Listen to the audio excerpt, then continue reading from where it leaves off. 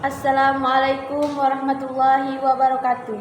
Perkenalkan, nama saya Amaluna Muafaroh. Nama saya Ananda Amelanisa Fitri. Nama saya Diana Hartanti. Alhamdulillahirabbil alamin.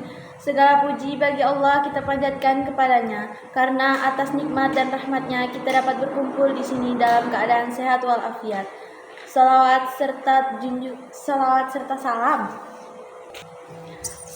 serta salam tak lupa kita junjungkan kepada Nabi besar kita, Nabi Muhammad SAW. Hadirin yang terhormat, pada kesempatan kali ini kami akan menceramahkan tentang akibat melalaikan sholat dan lalai dalam belajar. Salat adalah tiang agama. Salat bukan sekedar kewajiban, tetapi bukti ketaatan kita kepada Allah Subhanahu wa taala. Allah Subhanahu wa taala berfirman dalam surat Al-Mudatsir ayat 42 sampai 43 yang berbunyi, "Ma salakakum fi saqar qalam la nakum min al-musallin," yang memiliki arti, "Apa yang memasukkanmu ke dalam neraka sakar?" Mereka menjawab, "Kami dahulu tidak termasuk orang-orang yang menjalankan salat." Quran surah Al-Mudatsir ayat 42 hingga 43. Ayat ini menunjukkan bahwa salah satu penyebab azab adalah melalaikan salat. Rasulullah Sallallahu juga bersabda yang berbunyi, "Perjanjian antara kami dengan mereka adalah salat. Maka siapapun yang meninggalkan salat, ia telah kafir."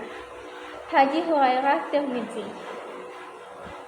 Hadirin yang dimuliakan Allah, banyak sekali dari kita, terutama para remaja, lalai dalam salat karena bermain game, dalam perjalanan, atau saat bekerja.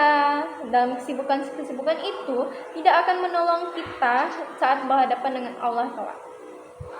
Kisah ibrah Umar bin Abdul Aziz dan pentingnya salat. Dulu saat Umar bin Abdul Aziz ketika masih kecil, ia pernah dibangunkan untuk salat. Ia berkata, "Ibu, aku masih mengantuk." Lalu ibunya pun berkata, "Wahai anakku, tidakkah kamu rela Allah melihatmu dalam keadaan tidur sedangkan yang lain sedang berdiri di hadapannya?" Sejak saat itu pun Umar bin Abdul Aziz tersadar. Ia pun sejak saat itu tidak pernah meninggalkan salat lagi. Hingga saat ini dia telah menjadi pemimpin yang adil dan dicintai umatnya. Lalai dari belajar dan akibatnya. Belajar adalah bagian dari ibadah dan perintah Allah. Allah berfirman dalam surah Al-Mujadilah ayat 11 berkata, "Allah akan mengangkat derajat orang-orang yang beriman di antara kamu dan orang-orang yang diberi ilmu beberapa derajat." Rasulullah SAW juga bersabda, menuntut ilmu itu wajib untuk setiap muslim. Hadis riwayat Ibnu Majah. Jika kita malas belajar, masa depan kita akan suram, kita tertinggal, sulit meraih cita-cita, dan akhirnya menyesal. Sesungguhnya, orang yang membuang waktu dan tidak memanfaatkan masa muda akan kehilangan kesempatan emas. Kisah ibrah untuk belajar Imam Asy-Syafi'i. Imam Syafi'i kecil pernah dikatakan gurunya, "Wahai Syafi'i, sesungguhnya ilmu itu tidak akan mendatangkan orang-orang yang malas." Sejak itu, Imam Syafi'i tidak pernah menyanyiakan waktu. Hasilnya, beliau menjadi ulama besar yang ilmunya dipelajari hingga hari ini. Hadirin yang berbahagia, dari ceramah tersebut kita dapat simpulkan bahwa 1. Melalaikan sholat membawa akibat besar di akhirat dan di dunia dan akhirat. Bapak, lanjut ya. 2. Belajar adalah kewajiban dan kunci kesuksesan masa depan. 3. Remaja adalah masa terbaik untuk membiasakan ibadah dan menuntut ilmu.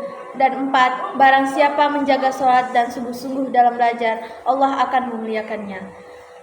Mari kita sama-sama memperbaiki diri, mulai sholat tepat waktu, mengurangi malas, bermain secukupnya, dan rajin belajar. Semoga Allah memberikan kita kekuatan untuk menjadi hamba yang taat dan pelajar yang sukses. Akhir kata, mari kita tutup ceramah ini dengan doa. Robbi zidni ilma warzuqni fahma waj'alni minas sholihin. Sekian ceramah yang dapat kami sampaikan. Kurang lebihnya mohon maaf. Wassalamualaikum warahmatullahi wabarakatuh.